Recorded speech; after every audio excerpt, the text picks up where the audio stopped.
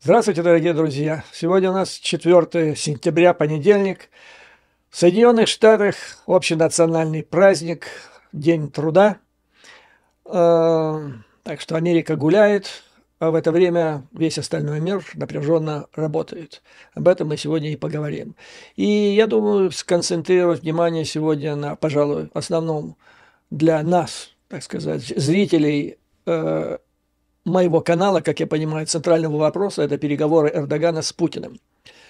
Ну и с этим же, в связи с этим мы рассмотрим два вопроса. Вопрос о возможной блокаде Черного моря силами Украины и ее союзников, блокаде в отношении России.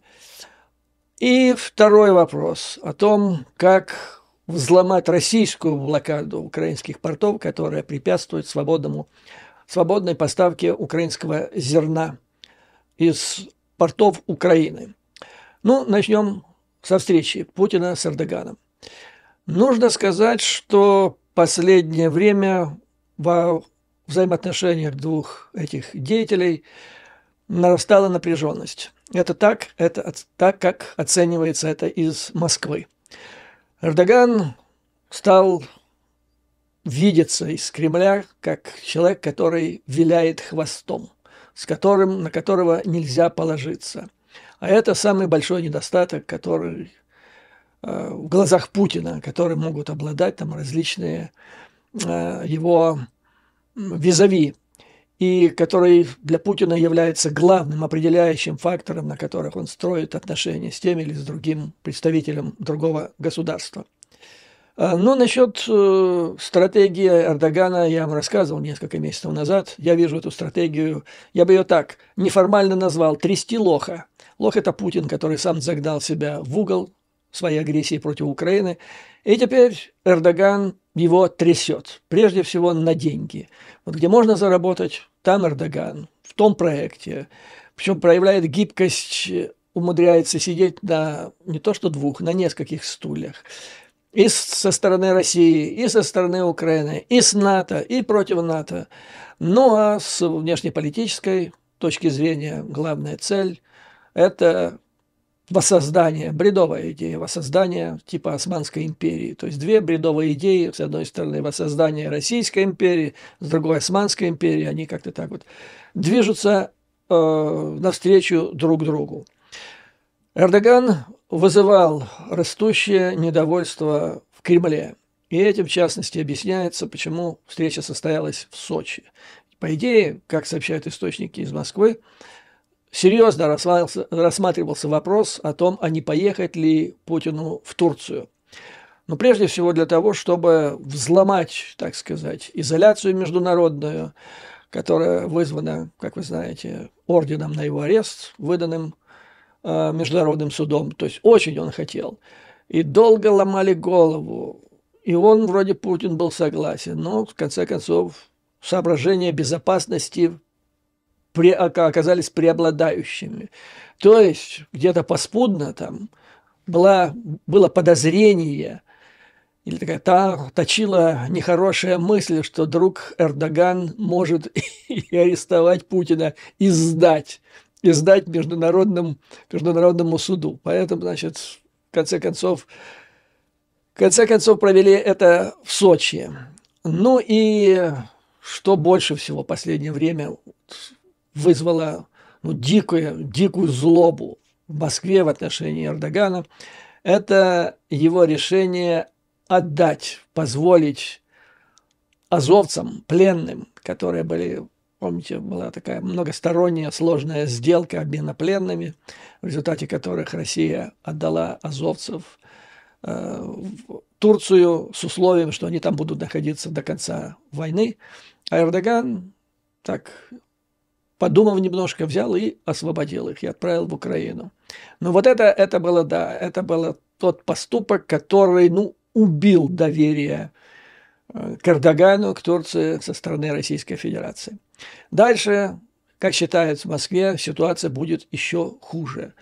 Так, по оценкам кремлевских стратегов, будет расширяться и углубляться партнерство между Турцией и Украиной.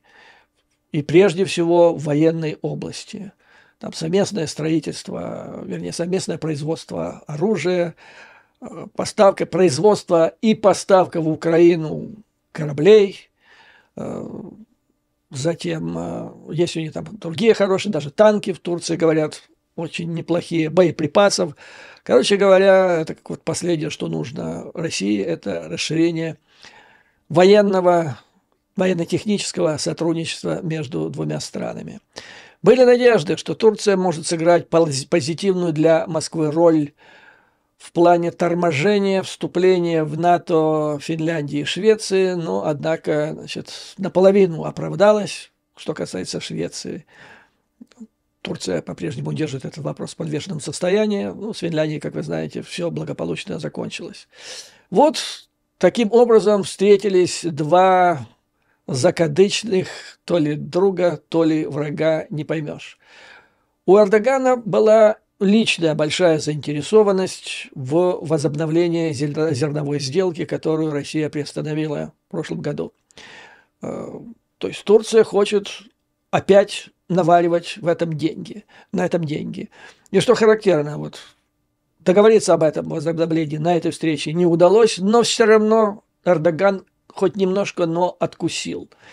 Значит, Россия объявила о бесплатной поставке 1 миллиона тонн зерна в несколько беднейших стран Африки, в которые входят Мали, Сомали, Буркина-Фасо, Эритрея, Центральноафриканская республика. Ну вот, пожалуй, все. Да, так вот, согласно замыслу, зерно Россия поставит в Турцию, Турция перемелет это зерно в муку и уже в виде муки поставит этим странам. То есть какую-то денежку, копейку заработает. Но, конечно, в случае возобновления сделки Турция могла бы иметь гораздо больше. Эрдоган ехал, надеясь на успех в Сочи, имея в кармане, фигурально выражаясь, предложение генерального секретаря ООН, согласно которому предлагается снять, не совсем снять санкции, но разрешить Россельхозбанку Российской Федерации подключиться к СВИФТу, помимо всего прочего, ну и разрешить включить в общее вот это соглашение разрешение на экспорт российской сельхозпродукции и удобрений. Я бы напомню, Россельхозбанк – это особое учреждение, которое находится под крылом семейства Патрушевых.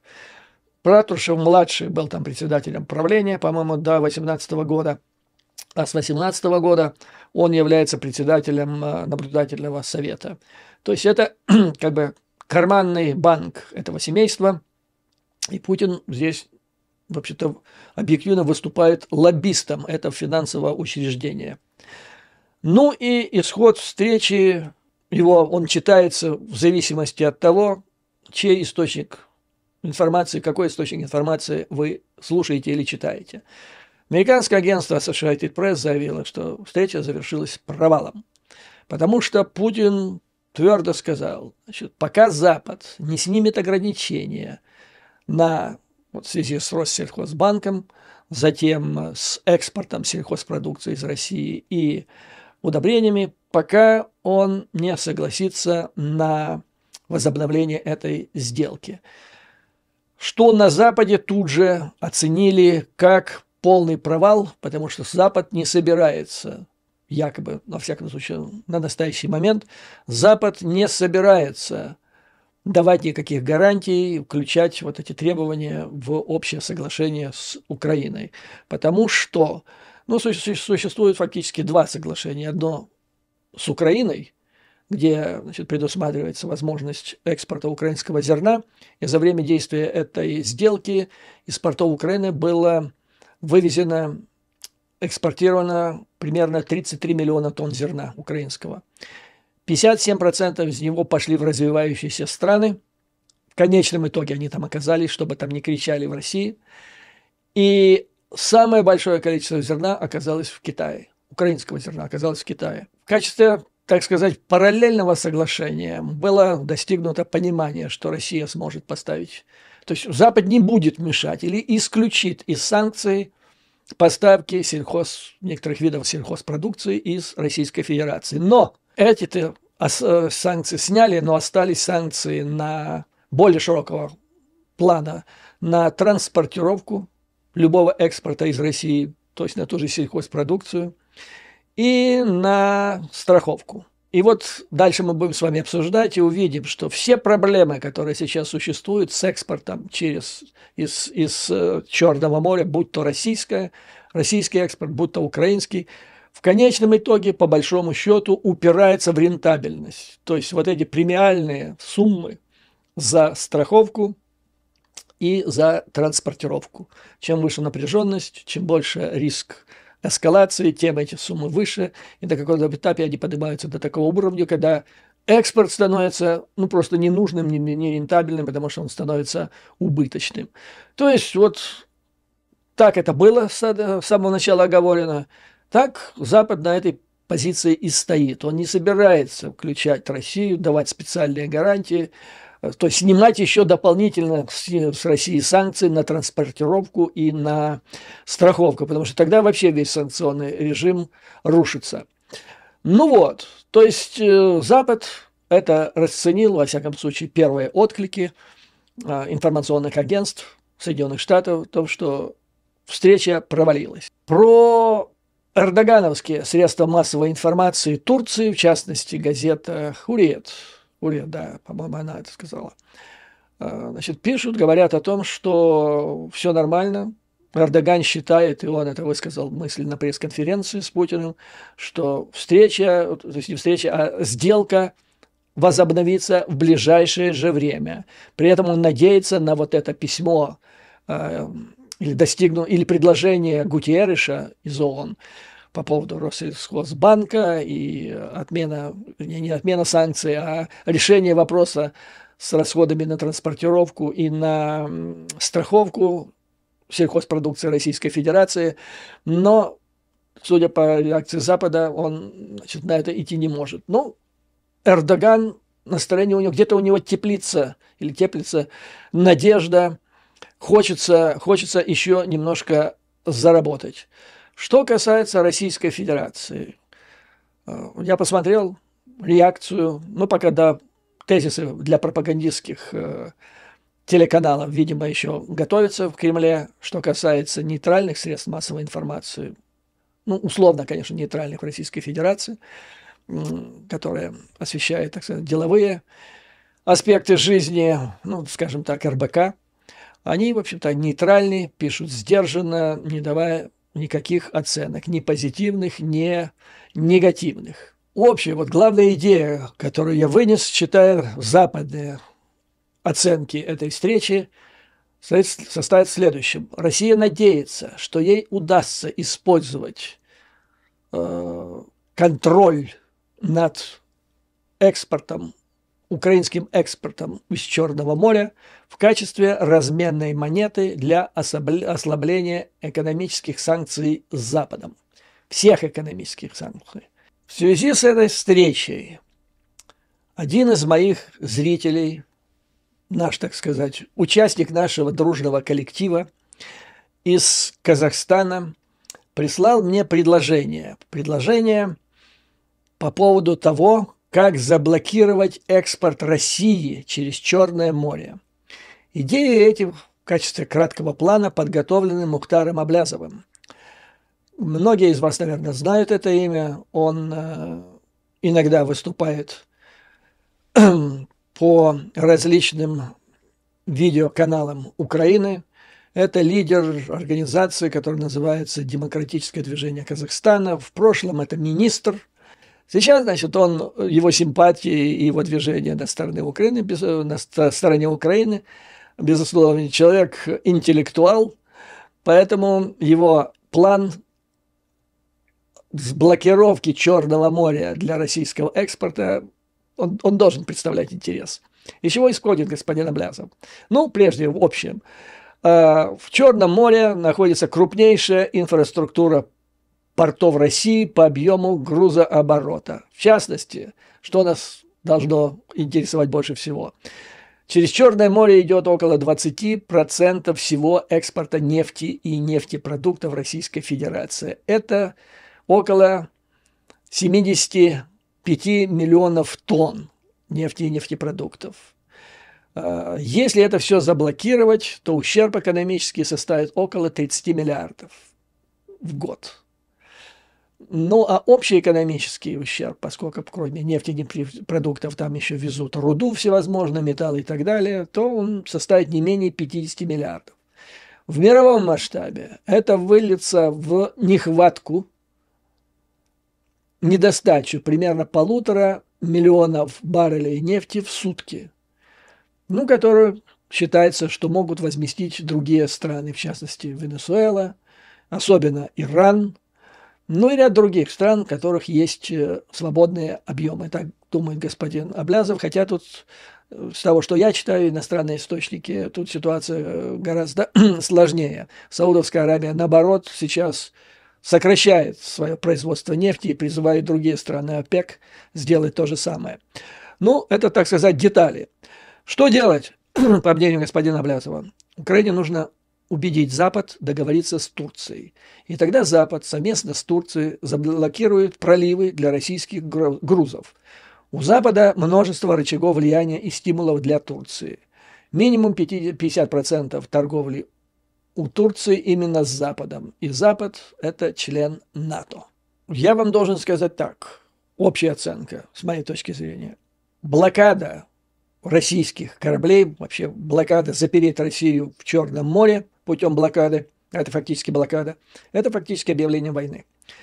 Вот я вам напомню, что Япония вступила во Вторую мировую войну, ну, во всяком случае, как считает западная историография, напав на Пёрл-Харбор именно после того, как Соединенные Штаты установили фактически блокаду Японии в плане доступа, возможности ввоза туда нефти и нефтепродуктов. Японии некуда было деваться без нефти и нефтепродуктов, поэтому ее нужны были. Было принято решение о начале войны с тем, чтобы захватить соответствующие залежи нефти, источники нефти в Юго-Восточной Азии. И пошло-поехало. То есть это серьезный шаг, который нужно рассматривать не просто с точки зрения экономических различных факторов, но и в плане более широкого. Что это значит с точки зрения вообще международного права и теории войны, значит, как она из чего она может возникнуть и к чему может привести то или иное действие. Итого, это фактически объявление войны. То есть это очень суровое. То есть я не говорю, что это невозможно. Возможно, это на каком-то этапе правомерна постановка этого вопроса, но это почти как, я вам скажу так, применение тактического ядерного оружия. Тут, конечно, аналогия весьма условная, но тем не менее. Вместе с тем, в то же время, среди специалистов на Западе, военных и экспертов, некоторое время уже обсуждается вопрос о том, вот как Россия вышла из зерновой сделки, начал обсуждаться вопрос о том, как ее взломать. То есть Россия фактически объявила блокаду портов Украины с тем, чтобы воспрепятствовать экспорту украинского зерна. И вот начался обсуждать вопрос, как взломать эту блокаду, чтобы продолжить экспорт украинского зерна без участия России. Ну и вот этот вопрос считался более-менее практическим. Я вам сейчас вот расскажу, в чем полет мысли здесь состоит различных экспертов. И мы увидим, насколько он сложен, но в то же время он, то, что американцы говорят, doable, то есть это возможно, это реально сделать, несмотря на известные трудности. Итак, первым эту мысль высказал бывший командующий войсками НАТО в Европе адмирал Ставридис. Идея его – конвой кораблями НАТО, сопровождение сухогрузов, там, украинских или других, сухогрузов под флагом других стран с целью вывоза украинского зерна. Вот мне писали этот вопрос, возможно ли организовать конвой, который бы сопровождал, значит, суда с зерном из украинских портов. И несколько из них, как мы знаем, недавно вот прошли без всякого пока конвоя, через пока соблюдаемый коридор, который в любой момент может прекратиться и так далее. То есть насколько долго может функционировать такая конструкция. Проблема первая с конвоем. Конвой – это эскалация напряженности. Конвой, он может вылиться в столкновение, когда, значит, допустим, Россия обстреляет одно из судов этого конвоя или подорвется на мине одно из судов этого конвоя и так далее. То есть риски высоки. Раз высокие риски, значит высоки премиальные, страховые платежи за перевозку, связанные, значит, с этим мероприятием. И на каком-то этапе это может дойти до такого уровня, когда вывоз становится совершенно бессмысленным с экономической точки зрения. То есть со стороны технической, может быть, и можно, но это тогда зерно превращается чуть ли не в золото, чуть ли не в бриллианты, и цена его взлетает до такой степени, что никому оно становится не нужным, потому что никто его не сможет оплатить. Таким образом, вот конвой. Конвой практически сразу отметается, поскольку высока опасность того, что с финансовой точки зрения этот экспорт через Черное море станет невыгоден. Второе. Как мы знаем, несколько кораблей Черноморского флота Российской Федерации были поражены, потоплены украинскими или повреждены, сильно повреждены, выведены из строя украинскими ракетами. Особенно, значит, памятный случай с крейсером «Москва». И Российская Федерация это понимает. Поэтому, как представляется вот западным военным аналитикам, если сопровождать конвоями вот эти корабли с украинским зерном, то Российская Федерация будет иметь очень ограниченную возможность атаковать их силами Черноморского флота.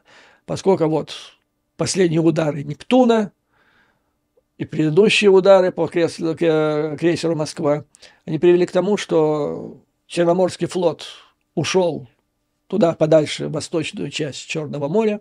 В Северном Черноморье он не рискует появляться, опасаясь ударов, опасаясь того, что он попадет в сферу досягаемости «Гарпуна-2» и «Нептуна», а также, возможно, Storm Shadow и других ракет, которые имеются в распоряжении ВСУ.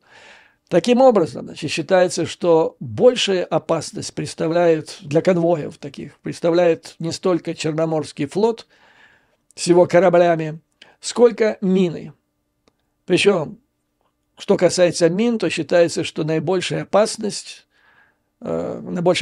подвергаться будут суда грузовые, которые находятся сейчас в портах, загружаются, потом выходят и нарываются на эти мины. Следующий вопрос – это возможность использовать в целях организации конвоя конвенцию Монтре, которая регулирует проход через проливы Босфор и Дарданеллы. То есть любое действие, любая операция, которая предусматривает блокировку, блокаду и так далее, рассматривается на Западе обязательно с учетом этой конвенции. Никто даже не думает закрыть на нее глаза, послать ее нафиг и действовать по принципу целесообразности. Так вот, согласно конвенции Монтре, в каждый данный момент из судов не черноморских стран, то есть из судов стран, которые не омываются Черным морем, то есть чужих судов, скажем так. Так вот, из них единовременно в акватории Черного моря могут находиться не более судов общим тоннажем не более 45 тысяч тонн. Это примерно 5 крейсеров американских типа Тикондерога.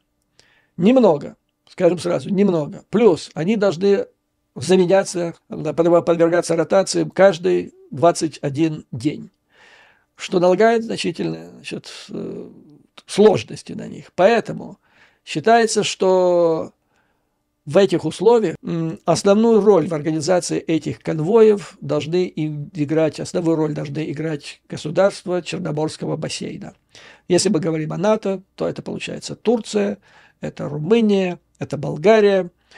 Турция, конечно, имеет возможности закрыть глаза на какие-то там ограничения доктрины Монтрео, но это считается маловероятным.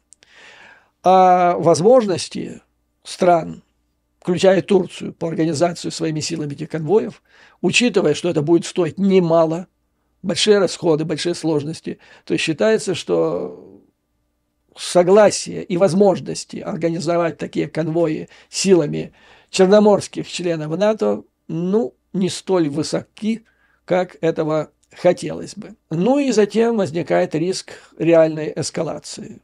Даже случайно, скажем так, не обязательно, чтобы там какой-то российский крейсер или подводная лодка подопили какое-то судно из конвоя. Достаточно этому судну напороться на мину и затонуть. Сразу же возникает вопрос, как на это реагировать. Если реагировать это согласно хартии Североатлантического союза, то можно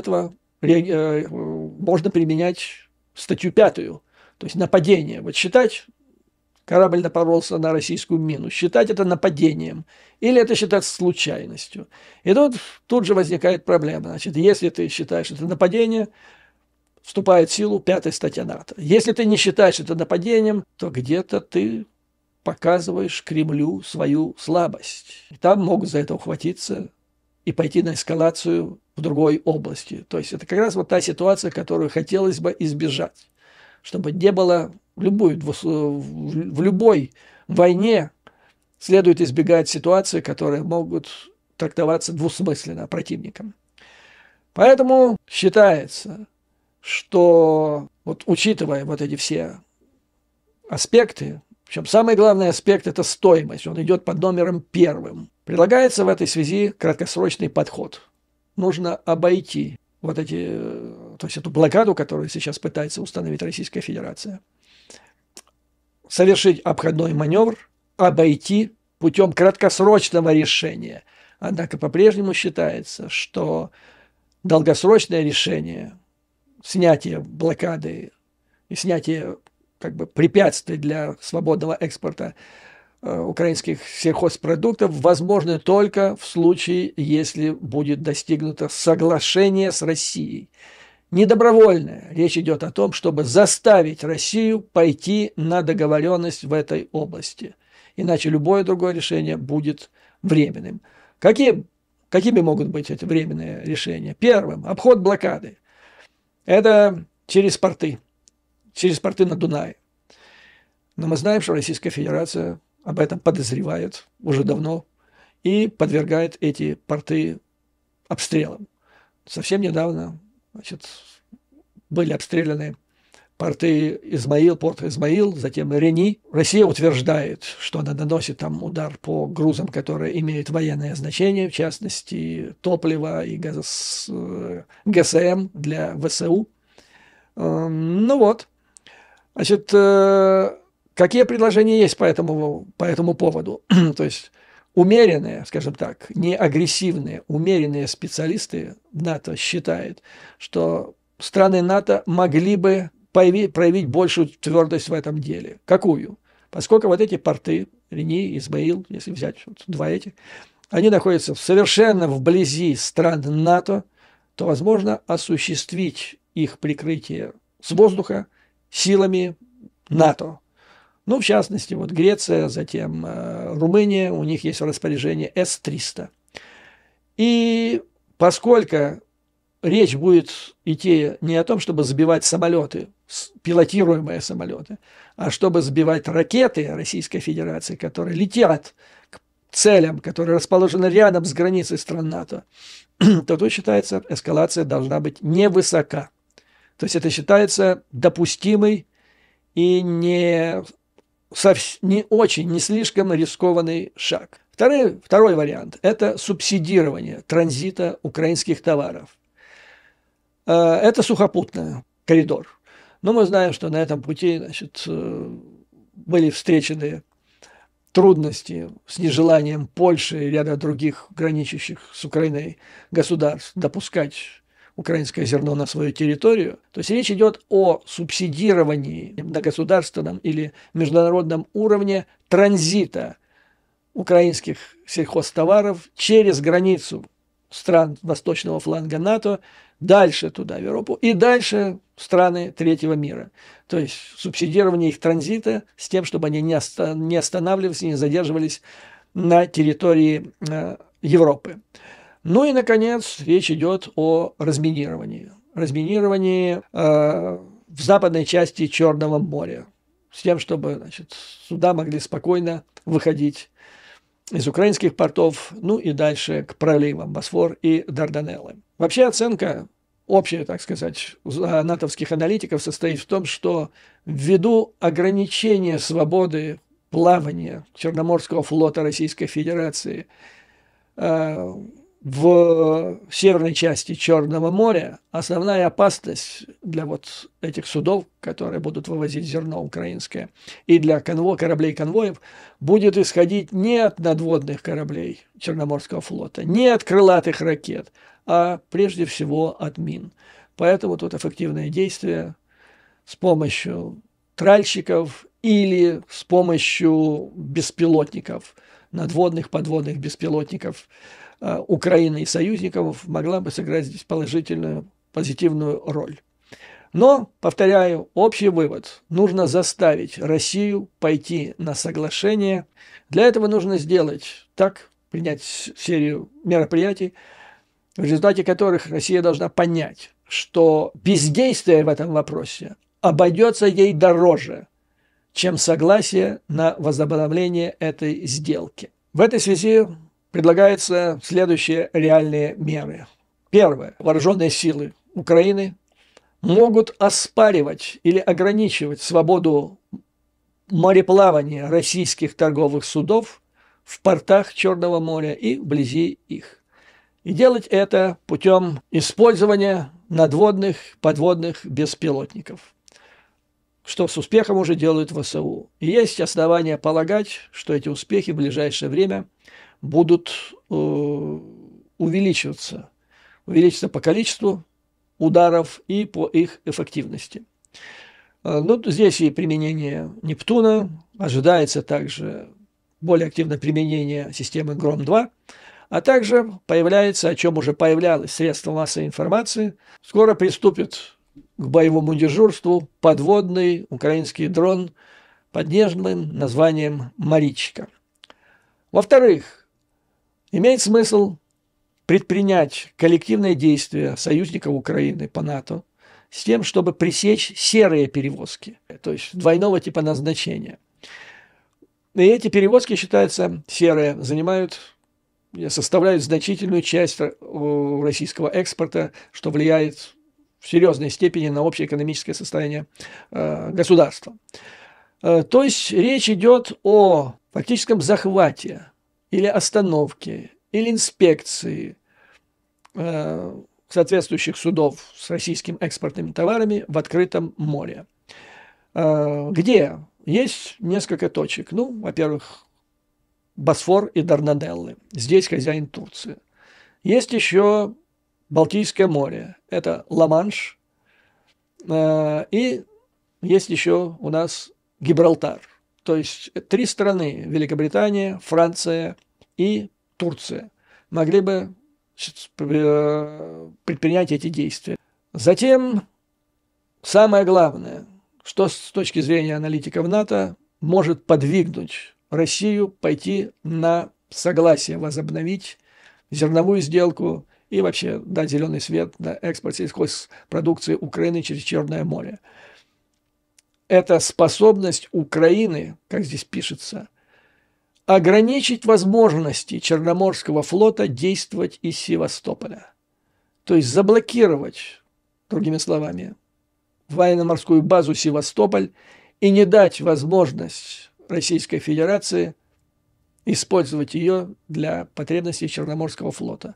И для этого нужно, чтобы эта база находилась в радиусе действия украинских ракет И не только находилась, но чтобы Украина реально нанесла целую серию ударов, после которых Россия была бы вынуждена убрать свои войска, то есть убрать свой флот вообще, не на неделю, на две, а вообще убрать из Севастополя, из базы в Севастополь, сделать эту базу недоступной. Ну и что здесь предлагается? Те же самые Скальп, Storm Shadow, та же самая Маричка, другие дроны украинские. Но есть еще, да, это воздушные дроны. Ну и есть еще одна вещь, о которой я вам хотел бы сказать. Значит, мое внимание друзья из Великобритании, из Вашингтона привлекли к одной информации, согласно которой уже где-то не менее 10 дней на железнодорожных узлах, нескольких, в Крыму, образовались заторы с цистернами газосмазочных веществ или товаров, ГСМ, для вооруженных сил Российской Федерации. В общей сложности за последние 10 дней их количество увеличилось с примерно 240 до 350 цистерн. То есть что произошло? ВСУ нанесли удар по железнодорожным узлам, которые ввели из Крыма в Запорожскую область, где сейчас ВСУ проводит свое наступление. В результате, значит, этих ударов Россия не может доставить эти цистерны с топливом для своих танков в Запорожскую область, грубо говоря. А система логистическая такая, что они их и обратно двинуть не могут. То есть прошел фактически коллапс логистической железнодорожной системы врага. И в результате вот в нескольких пунктах, я не хочу их называть, мне так кажется, что ВСУ должны знать эти места локации. Но они уже, я имею в виду, вот в настоящий момент, они находятся уже в публичном пространстве. Так вот, их сейчас накопилось 350 цистерн.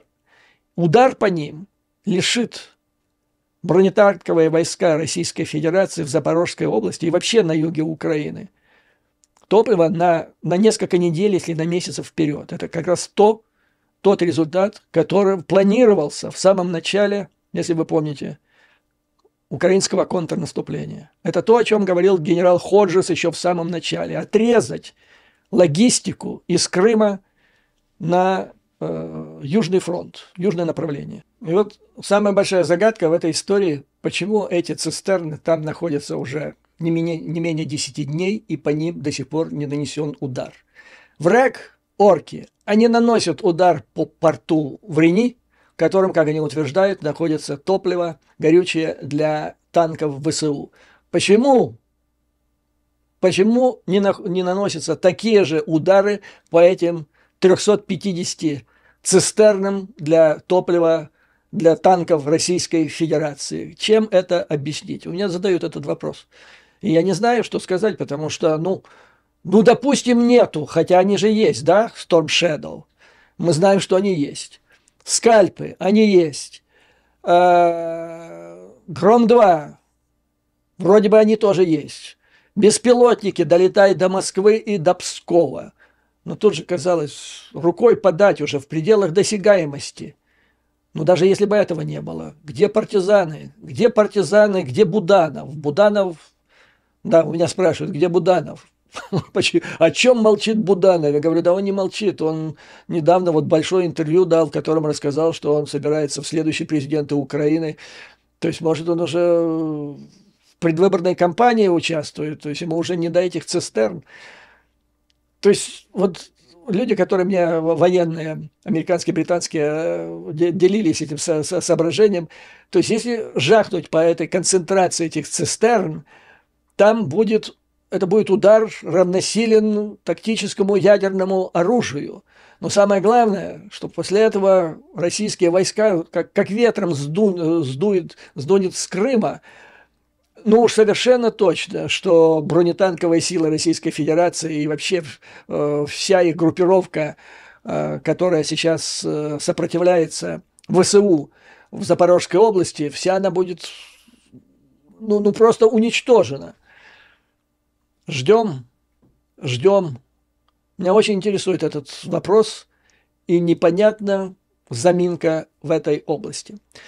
Ну вот, суммируя все это сказанное, я прихожу к следующим вариантам. Значит, блокада Черного моря для России – это прекрасно. В качестве следующего решительного шага по удавливанию Мордора. Но желательно все это делать путем постепенной эскалации. То есть сейчас сделать то, что менее рискованно, то, что легче сделать, а именно проломить российскую блокаду украинских портов, сделать проход, который, ну, фактически уже несколько судов, по-моему, 6 судов с украинским зерном прошли, поэтому спокойно и мирно прошли Босфор и Дарданеллы. То есть продолжить эту тактику, ну и потом рассмотреть вопрос, когда уже вопрос о блокаде украинских портов будет снят, вот следующим шагом, следующим этапом можно было бы поставить вопрос о блокаде портов, о блокаде пролива Босфора и Дарданеллы для российских судов и судов других стран, которые, значит, вывозят экспортные товары России. Тем более, как я вам рассказывал,